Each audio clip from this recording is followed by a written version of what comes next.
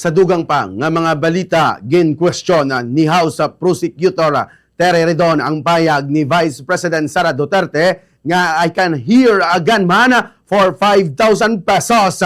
Kag nagpamangkot kuna amulang gidbala ini kabarato ang kabuhi ni President Ferdinand Marcos Jr. kag sangiya pamilya.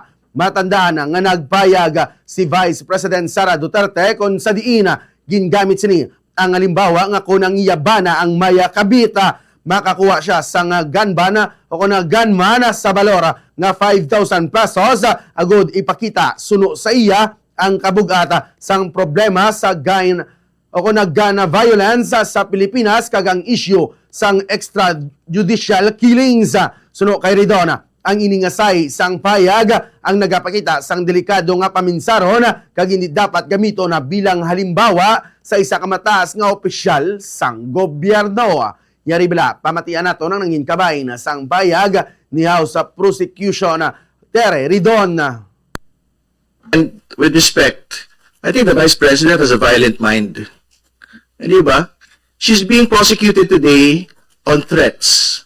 The last thing I think any person being investigated on threats to do would be to talk about threats, no? At yun exactly yung pinag-usapan na naman po niyang muli.